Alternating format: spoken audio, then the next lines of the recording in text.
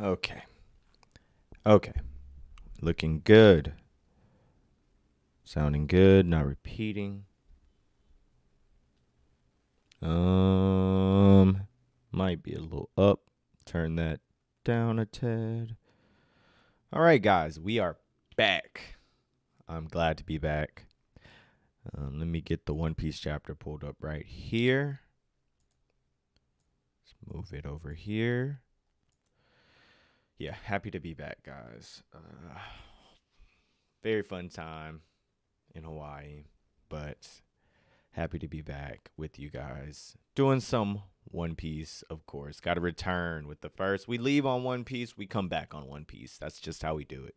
That's just how we do it around here. So, here. We got this One Piece pulled up. The kid is back. What up, bro? Yeah, it was awesome, bro. I can't wait to put together the vlog. It's gonna be amazing. We got so many good shots. Oh my god, went so many cool places. I took some L's though. Took some major L's. One is definitely a major L. That's a confirmed L. Second one is not a confirmed L quite yet, but it's looking L-ish, but we'll see. We'll see. But it's okay. You get some ups, you get some downs. That's just how it is in life sometimes. So we keep moving, we keep grinding.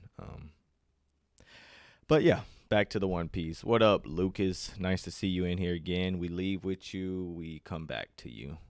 So appreciate you coming through. We got chapter 1082 here. Let's go and claim it. That sounds like the Blackbeard. Hawaii seems like bad luck. Sheesh. Maybe you could say that. You could say that. It's trade-offs. You get, like I said, you win some, you lose some in Hawaii. I took some fat L's, but we took some fat dubs too. Had some really good time, or had a really good time with some really good people. So yeah, I loved it. Like I said, stay tuned for that vlog. Stay tuned. Stay tuned for the footage, especially you, Nick. Get some previews.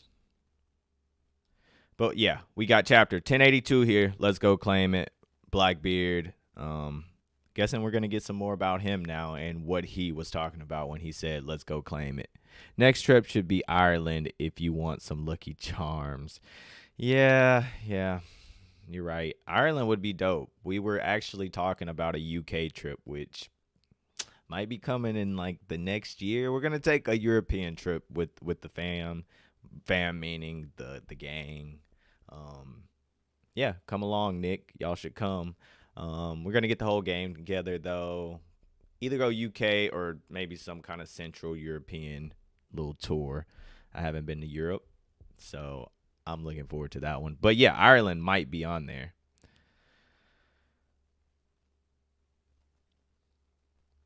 Went in too long, they gotta give you L's. Okay, so what's this cover request? Kameda, Hana Ota, Chopper mistakes Zeus for cotton candy and taking a bite. Okay, that's okay. Bye. Vice Admiral T-Bone was adored by civilians and Marines alike.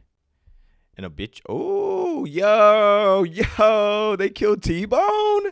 No. Yeah. Who killed T-Bone?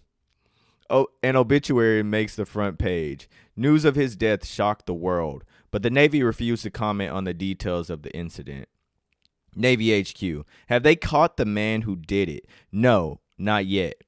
But we're certain that the culprit's family is bound to be pretty well off after. Huh, what?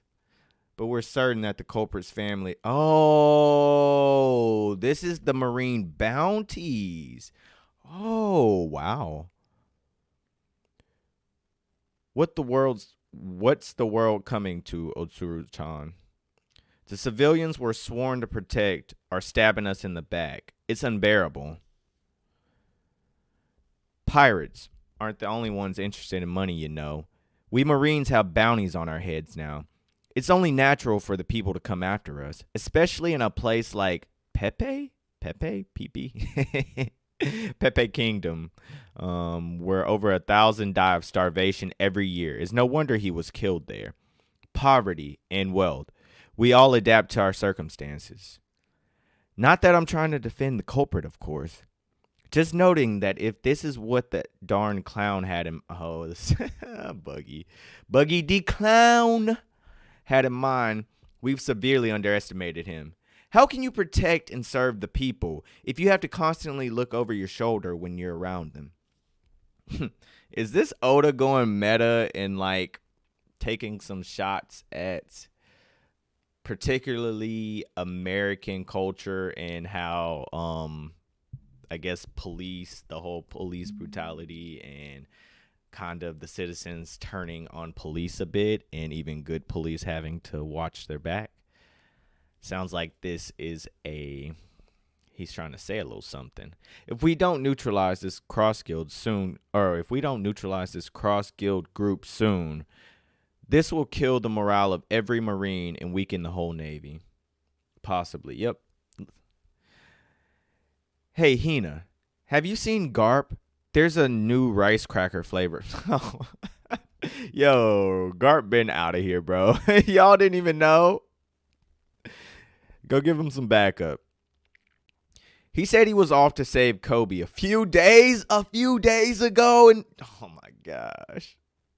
So he's probably teamed up with the Sword team. So he's not a part of Sword. He's just teaming up with Sword.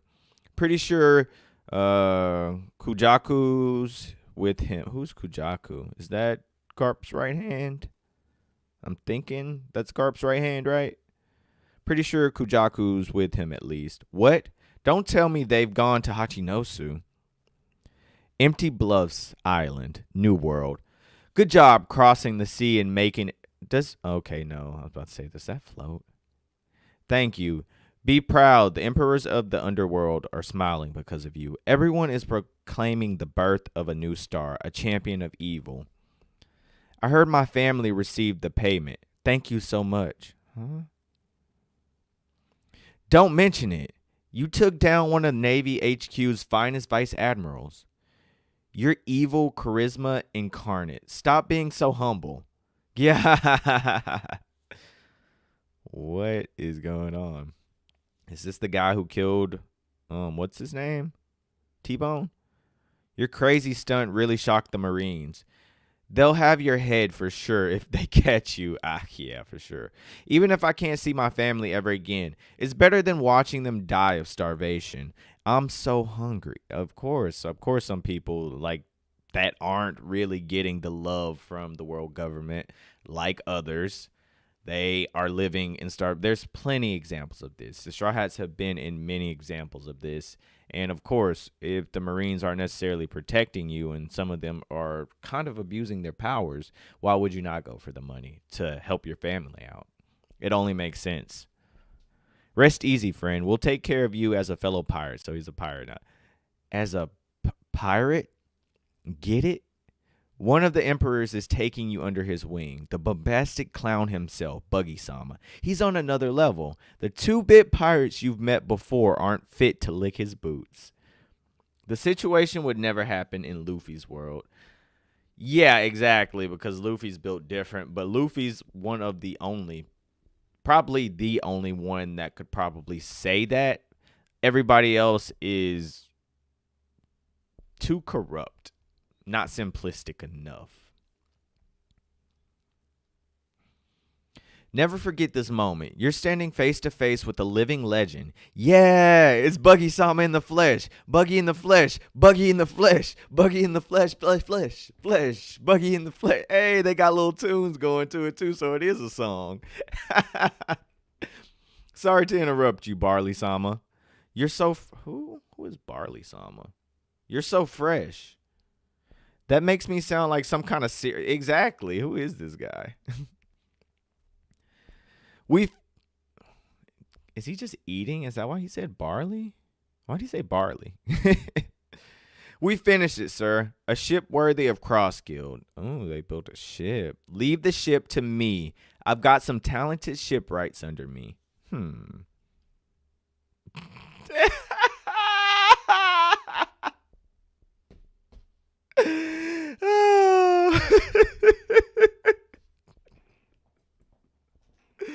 Kia! Making you the figurehead was the obvious choice, Chairman Buggy. I think it turned out great.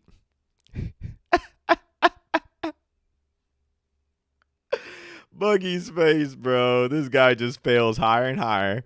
You expect us to I know, right? That looks like a reverse version of like chair or what is it? Bartolomeo's Luffy ship. I was like curving. That's stupid. That barley thing was probably a Japanese pun that didn't translate well. I'm thinking so because it didn't really hit too hard or you didn't really understand it too well. Okay. Where are we now? Let's hear it for the greatest ship ever. In the meeting room. Where's the meet? That kind of looks like Lucci. Public awareness of Cross Guild is growing as planned. The Navy is starting to understand the threat we pose. Please, just kill me already. The pain. We need to have unparalleled influence to form our utopia and become a strong military. Sheesh, Crocodile got this whole thing set to a T. So they're trying to form a military state. But before all of that, we need to establish our overwhelming power, right? Okay, so what are they going to do? They're about to set the tone. This is wrong. This isn't how I wanted my life to go. Poor Buggy. And to do that, we've got to find a way to gather an enormous amount of wealth. You're saying we need wealth and power, right? I may be out of line here. And I know you may do with me. Oh, my God. I know that you may do away with me for saying this, but how do you call yourself pirates with schemes like that? Buggy's the only true pirate here. Mihawk's not a pirate. Crocodile's barely a pirate. What did this cockroach just say? You're doing it all backwards. You must have heard, right? You know Red Hair is making his move, too. We used to be on the Pirate King's crew together, but circumstances prevented us from joining. Oh, yeah, your circumstances from joining to the Laugh Tale with others. Now tell me, way back when, what did you guys want to be? When I sailed with Shanks, he shone so brightly with potential, I knew I couldn't measure up, so I let go. Is that why Buggy became a failure? Because he just kind of got lost in his brother Shanks's shadow. He was just so bright that Buggy kind of just accepted that he was never going to be that good and then kind of sunk back to more of petty things. That's why he more or less got lost and stuck in the East Blue and never really hit the grand line to become anything better until he was almost forced to. 24 years ago, the day Gold Roger was executed. You said it yourself, didn't you, Shanks? You said your crew would reach Laugh Tale one day, too. Yeah. But I've changed my mind. Okay, yo. That's why they didn't form a crew together. But I've changed my mind for now, at least. I'm not ready to go for it yet. What? But I'm still going to be a pirate. You're not the next generation's king. I misjudged you, Shanks. Wow. So Buggy really, even after, this is after Buggy had eaten the fruit. Shanks had accidentally made Buggy eat the fruit. And he still thought Shanks was going to be the next king. He was acknowledging him as the next king. And I feel like he would have went with him if he had plans to go to Laugh Tale. I'm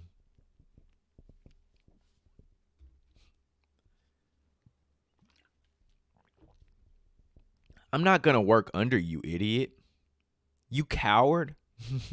Yeah. Don't you care about following in Captain Roger's footsteps? You haven't forgotten, have you? It's your fault I lost that treasure map. I still haven't forgiven you for that. You better watch your back next time we meet. So, yeah, Buggy kind of got crushed by that. That no good Shanks is finally making his move. But what good is that now? I don't know why, but somehow, Where's my? I don't know why, but somehow through luck or change or whatever, we're on equal footing again. Yeah, you could say y'all are on equal footing. Roger was like a father to Buggy and Shanks. I completely understand why Buggy was. Yeah, I completely understand too, especially because now we know that Buggy actually had like a crazy amount of respect for his brother. He expected him to be the next king, and he, like us, was wondering why Shanks was sitting and kind of just waiting and not actually acting. If he already had like the power, he had the charisma, he basically had a lot of the knowledge that Roger had. Why was he sitting and choosing not to act? What was his purpose? So I totally feel that. And if that's the way it is, I may as well go ahead and say it. I want to be. No way. No way.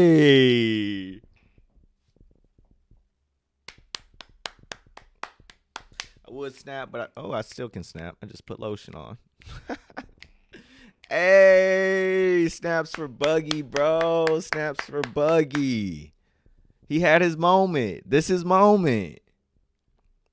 This is moment. And if that's the way it is, I may as well go ahead and say it. I want to be king of the pirates. Oh, wealth, power. Why stop there when we can have it all? This is a callback to Roger's speech, too. And they all were there for that, too. I'm pretty sure all of them were there for that. Buggy got it in him. That's why he keeps failing to the top. Let's go for it. Let's go for it and claim the ultimate treasure. Yeah, I can't believe you're deluded enough to buy your own con. Remember, we're only letting you keep that title of yours because it benefits us. You think we're just going to carry you to the top? We're not playing pirates here. This is serious business. You don't have a clue, let alone a plan. Do you really expect us to just go pick fights with red hair, black beard, and straw hat? Ooh, bro, I love that Luffy's really getting that acknowledgement right there with those guys. And that acknowledgement from somebody like Mihawk. That's the thing. That acknowledgement, that's coming from Mihawk's mouth. Oda intended that when he brought that from Mihawk's mouth. He could have used Crocodile to say that. It doesn't hit as hard with Crocodile, though. That's crazy.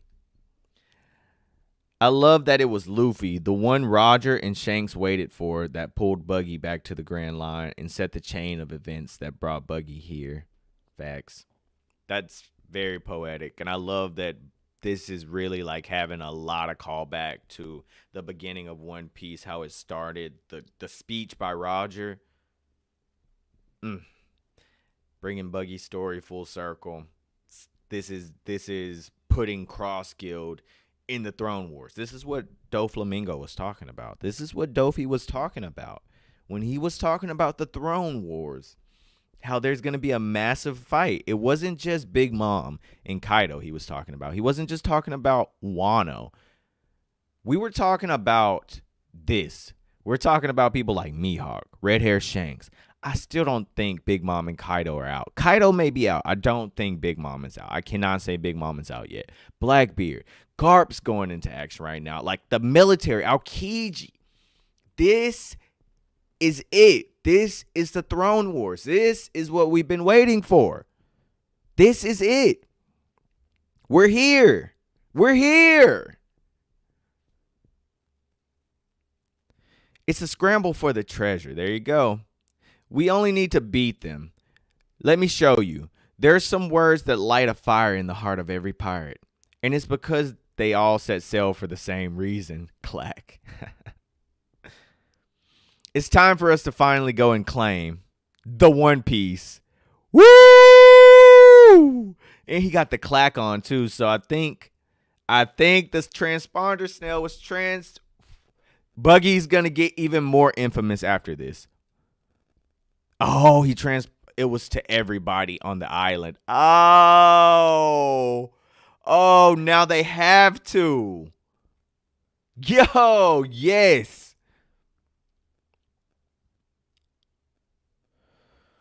What you think about ship? Wait, what you think about ship? A enemy or what? Bro, what's going on? Who it be? Kamabaka Queendom, Grand Line. Crash, Clang, Whirl. Want to bet on it? I wager it's an enemy. Who's in? Why are they speaking like that? Sounds good to Miji. I'll put 1 mil on it, Sabo, making a safe return. You what? Who are these people and why are they talking like this? Revolutionary Army, Vice Captain of the West Army. Okay, so we got some vice captains coming in. Let's see. Ushiano, Morley subordinate. And then we got Hero, Bello Betty subordinate, Giamble, Lindbergh subordinate, and Jiron Karasu's subordinate. Yeah, I can definitely see all of these being in the groups that they are in. They look like they belong there. Let's see. Dragon-san, Eva-san, Sabo-san. Oh, is he back? Y'all lying. He's not back. So he made it home okay? Thank goodness he didn't. Who it? Bro.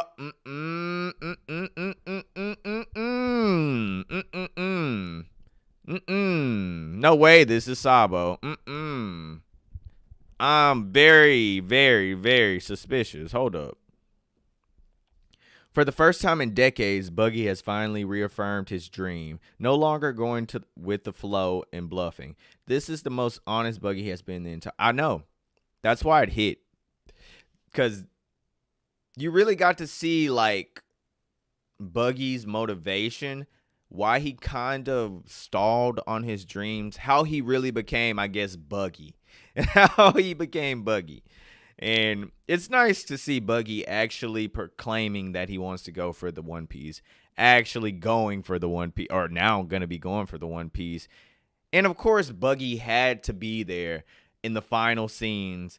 Buggy's going to sit on the empty throne. I wouldn't be surprised if Buggy actually walks upon the One Piece first, or is there exactly when Luffy walks upon the One Piece. No surprise there if that happens. He has to. Oda loves Buggy. He said it before. Buggy's like Oda's favorite character. Now, let's go back to the Sabo stuff, though. I knew something was up when you said you'd bet $1 million. I ain't coughing up a single berry. What's going up? No, I'll wring it out of you. Oh, you use those You think you can get away with it by eating them? These people are weird. Oh, you use the... Okay. What binoculars? Munched he? Oh, okay. So he ate the binoculars, and then he's okay.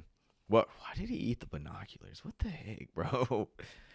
Whiz, clack, Sabo. I just about shot you, or I was just about to shoot you. Glad you didn't. Everything's okay, Ahiru. Were you worried? Maybe a little. Sabo, you safe? Me happy. That's a Lelusian ship. Lelusia? You mean the country that vanished? I'll explain later. For now, please help these guys. So, what's her name? Some with the M. Moa? Something like that. Moa? I think it's Moa. I'll explain later. For now, please help these guys out. Sabo-kun! You just went radio silent. How could you do that to us? My bad, Koala. I couldn't get my hand on an encryptor transponder snail. All my calls would have been monitored. I used the usual 3-beat code to signal. I was all right. Didn't you hear? I wasn't even on Lelusia when it happened. Of course, that's what a lot of people theorized. He wasn't on Lelusia. He was on a ship, and that Lelusia was actually in the background. You made me so worried. Sorry.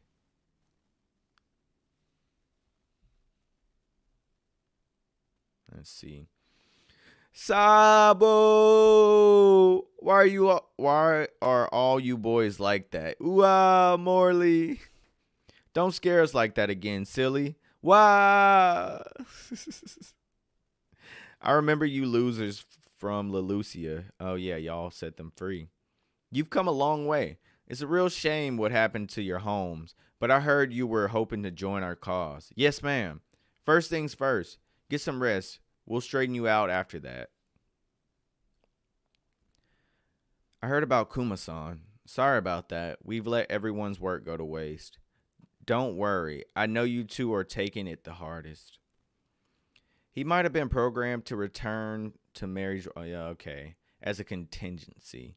Sabo, you don't want the captain hearing what you've got to say. Oh, that's how Eva talks. Sabo. Yeah, just hearing it might put your life at risk. What the hell? There was some major trouble. Okay. I'll tell you all about what really happened at the Holy Land of Marijois. The truth comes to light. Okay, of course, this is how they end it. So this chapter is, let's say, it's exciting and it's good. I would not say it's on the level of the chapters that have preluded it, but it's definitely a lot of setup in these chapters. Probably, I mean, the reveal, I don't know. The reveal of Sabo wasn't big enough for me to justify how Oda kind of, what was the point? I mean, I know you want to do the whole kind of hype up LaLucia getting erased thing. I know you want to do that, but what's the point of really hyping up Sabo dying again, possibly dying again, just to kind of casually bring it back in the story, or bring him back in the story at the end of a chapter with really no consequences? So I wouldn't say I'm the happiest with the Sabo reveal conclusion. I'm not the happiest with what he did with that. He could have just not done that, to be honest. So I got a gripe with that, first of all. The buggy thing was nice. I think the buggy thing did hit pretty well. Yeah, I think the buggy section was probably the strongest part of this chapter.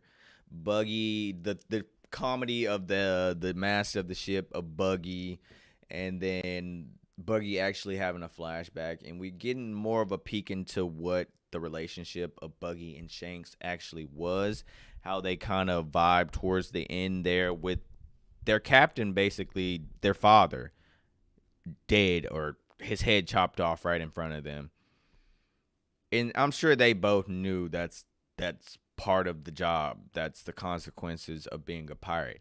You may get caught. And the captain actually turned himself in, so you can't really be mad or too sad. This is what Roger wanted. This is what he wanted. So I really like them diving into that. I just wanted to say that. I really like them diving into Buggy, how he felt when the captain died. Because we've gotten kind of glimpses of what Shanks felt, what other people felt, other big names who were there. We've gotten glimpses. But we've never really gotten the glimpse of what Buggy thinks about his captain. How much respect Buggy had for his captain. And not only his captain, basically his father. Buggy was there basically all the time that Shanks was there. They were brothers. They grew up together. And I really, really like the part of this is the panel. Hold up. I really like the panel. It's right on my face. Move it up here. I really like this panel right here of Buggy. Oh, no, right here. Y'all can't see. Oh, yeah, you can. A Buggy basically saying, when I sailed with Shanks, he shone so brightly with potential. I knew I couldn't measure up, so I let go of my real dream. He knew he wanted to be king of the pirates, but he knew Shanks was that guy. He was that guy. He had so much potential that he was naturally supposed to just take after Roger. I think Buggy was honestly at the beginning content with becoming Shanks's vice captain, with being the Rayleigh essentially to Shanks as the Roger, basically. He was okay with that. But because Shanks, for some reason, Buggy's dream was killed by himself in his fear of not being able to measure up to Shanks.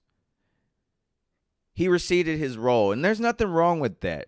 There's captains, and then there's people who follow. And there's nothing wrong with that because you need everybody. As the Straw Hats have shown, even though the Luffy is the captain, to be able to lead is different. To be able to inspire men and be a captain, inspire men and women, be a captain, inspire people is different.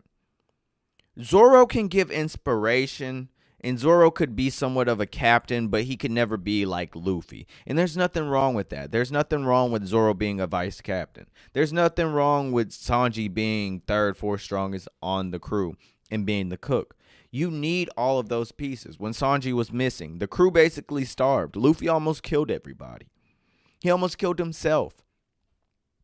You need Chopper. You need the Doctor. You need the Shipwright and Frankie. They're not all leaders. They'll lead at their own points. But they don't have to be captain. I think Buggy was okay with that, and he realized that. But I don't know what it was that necessarily killed Shanks in his dream. What made Shanks wait? Because it wasn't Luffy at that point. And Shanks, he did not know the One Piece. I don't know if the death of his father, the death of his captain really affected Shanks in that sort of degree to where it kind of crushed him a bit. I don't know if it's that sort of degree to where it crushed him a bit and that's what made him lose his faith, because it couldn't be Luffy at that time. He knew nothing about Luffy at that time. He found Luffy much later on in life. So what caused Shanks, what crushed Shanks at that point to make him say, where is it? But I've changed my mind for now, at least. I'm not ready yet. I'm not ready to go for it yet. How do you know that? How do you know that? I'm pretty sure it's been confirmed that Shanks doesn't exactly know what the One Piece is because he didn't go. I'm sure he knows hints about what the One Piece is. He probably has to know it at least as much as Buggy back at this point in time when they're doing this flashback. They have to know about the same amount. So, what's Shanks' reasoning for not going? Is his face makes me feel like it's because he was broken in some type of way. But I don't know. The duality of that. I like that Oda really put those like page or two are very powerful to me. I definitely am going to have to dive deeper because, like I said, you get glimpses. Oda's giving glimpses of the relationship between Buggy and Shanks throughout the story. Just glimpses, though. Slight interactions. Buggy being pissed at Shanks for making him eat the chop fruit, for basically putting him in his shadow, for just being great and being basically everything Buggy wanted to be himself. But because he didn't feel like he was confident enough or strong enough, his confidence was broken. So seeing the duality between these two, the guys who started on the same crew, who at once maybe got the same talk. Maybe Shanks got a little bit more talk, but at once they were on the same crew. They started at the same level at some point. And to see the duality of how their stories dissected, how Shanks, even though it seems like, I guess the death of their captain broke them and affected them in different ways themselves. But I felt like more of their interactions with each other and how they felt about each other kind of more impacted that, or at least more for Buggy. But to see the duality of Buggy going basically to the bottom, being someone who was content to be a small-time pirate in the East Blue. You were on the same level as Shanks, And you sunk that low while Shanks continued to climb and to guide himself through. So to see them kind of their interaction at this point, and this is the point in time where they really make that split. At this point, there's Buggy's content with being the second fiddle, seems like, to Shanks at this point. So Shanks is a little bit stronger. But at this point, they're relatively still on the same path. Shanks says, I'm still going to be a pirate. I'm still going to be a pirate. And Buggy, I'm guessing, decided at that point, he's still going to be a pirate. He couldn't do it under Shanks because he lost respect for Shanks at that moment. But, and I think that is a part of the reason that we really got that extreme, like, aggression towards Shanks at the beginning of the story, where if Shanks was brought up or anything, Buggy immediately, like, turned sour, immediately had words for that. Because at this point in time, Buggy lost all respect for Shanks.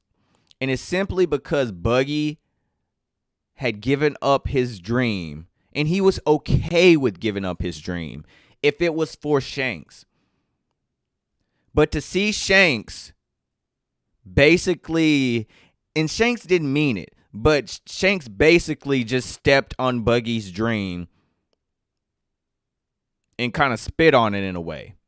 Because Shanks wasn't living up to the enormous, I guess, the enormous, what's the word? What's the word I'm looking for? The enormous heights, I guess, Buggy had. The enormous pedestal that Buggy had already put him on. And that right there is not only, that wasn't only like, I guess, a shot at the death of Buggy's dream, but it was also a shot to Buggy's confidence, because Buggy ceded his dream for Shanks. So that's like an ultimate form of disrespect in Buggy's eyes, and that's why we get that resentment. So you could really talk about that Buggy Shanks and all of that stuff for a whole video, to be honest. And I'm sure plenty of people will. Another really good panel in here was the panel. I talked about it when we were going through, but I just want to re-mention it. When Mihawk mentions that they're not just gonna, where's the panel? They're not just gonna go up against the likes. Do you want to go really pick fights with the likes of Straw Hat, Red Hair, Blackbeard? And seeing Luffy mentioned in that group just makes me feel good. Like, I know Luffy's an emperor, but it's still like, it doesn't sit quite on me all the time. And when you get these little reminders, I love when Oda throws those little reminders in there, like, oh, Luffy's different. He's different, guys. Like, he's on a different level now than he ever was. And I love that people around the world are giving him that respect. Mihawk, this is Mihawk. Mihawk is putting Luffy on the level with a person like Shanks, who he had countless legendary duels. Mihawk knows exactly how strong Shanks is. But Mihawk was actually the one who noticed it from Luffy all along. And that probably has something to do with Shanks as well. But he saw it in Luffy all along. Back at Baratier, he saw it. Back at Marineford, he saw it. And then we also get now another Mihawk mentioning, like, yeah, like, Straw Hat is for real. We don't want to pick fights with the Straw Hats. That's not wise. He knows Zoro is on that ship. Right there, Luffy, Zoro. Already major respect from Mihawk. And I respect that for Mihawk, man. I can't wait for the Zoro-Mihawk fight. Oh, that's going to be amazing. I can't wait until Mihawk interacts with the Straw Hats again. Again, amazing. But yeah, that probably was my favorite part of this chapter, this whole Buggy stuff, because I've talked for a while just on simply the Buggy stuff. The ending, like I said, again, I want to say I did not really like the ending. I didn't like how Oda handled the Straw Hat stuff really at all, personally. Not the Straw Hat stuff, the Sabo stuff, really at all, personally. I don't think he came back way too casual. Again, I'm just going to say he came back way too casual for my liking, for the kind of hype ending that Oda ended with the destroying Leloucia vanishing off of the face of the earth and Sabo being caught in it, unlucky. He just came back too casual and didn't do shit in this chapter to justify me feeling any hype of being like, yay, Sabo's alive, because I knew Sabo was alive. Because no way Oda's gonna bring back a character that was supposed to be dead, bring him back, and then kill him again. That would be the dumbest stuff ever, and that would be absolutely bad writing. It's just a setup for the chapters coming. This is how the revolutionaries are going to get kicked into action, of course. But I just didn't like it. It wasn't necessary. Oda didn't have to do that. He did it just to do it. He did it just to do it. He might have needed something to end that chapter off with some hype or something for that particular chapter. He just needed it. I don't know. But it wasn't really necessary, in my opinion. So I think he could have just left it out. So it's fine. Leaves a slight stale taste in my mouth, but it's fine. It's crazy that T-Bone is dead. Of all the people, I mean, I guess Oda had to make a statement with this whole Marine like killing thing. It's been mentioned multiple times. Like there's bounties out there on Marines. It's been mentioned since they've mentioned it the first time. It's probably been mentioned like maybe 5-6 times. So, yeah. T-Bone is a good choice to go out, though, because he already looked like he was half dead, and we know him. He's memorable from Enies Lobby and all of that stuff, so, And it's a vice admiral. How was a vice admiral killed, though, by that guy? He looked like a simple guy. I know that they're stabbing them in the back, but you're a vice admiral. You got to know hockey and all other kind of observation hockey. Come on now. You got to be better than that. You let that weak old starving dude kill you, that's kind of crazy. Also, wondering with this whole Garp Suru thing if they're going to join him now that they have realized that he is basically gone. And if they will they like make it in time? Is my question. So, yeah, but it's been real enjoyable. This has been a really enjoyable chapter. Not the greatest chapter though, like I said, beginning, well, it's mostly setup. The whole chapter setup. The buggy thing was the strongest part of this chapter. I think it was meant to be. That's why Oda threw it in there. I don't know if he intended the Sabo thing to hit like that because it didn't. Just didn't hit for me. Might just be me. I'm sure a lot of other people think that too because I normally feel stuff that Oda tries to hit with, but that just did not hit for me. Major gripe with that one. So honestly, that brings this chapter down a little bit for me. Like I said, good setup though. 7.5 on this one, guys. It's probably the lowest I've rated a One Piece chapter in a while. But yeah, setup chapter. It happens. We'll see what happens next week though. But yeah. Nothing else to say about the chapter. Anything else anybody wants to say before we head out? Any discussion we want to have? Might have like a little stream tomorrow. Just a little update. Might have a stream tomorrow, depending on how busy we are, me and Kaylee. Just to update everybody, check in with everybody. It's been a while. Miss the gang, miss y'all. So, yeah. So stay tuned. I'll let y'all know if it happens. But, yeah, I'll catch y'all on the flip. Peace, guys.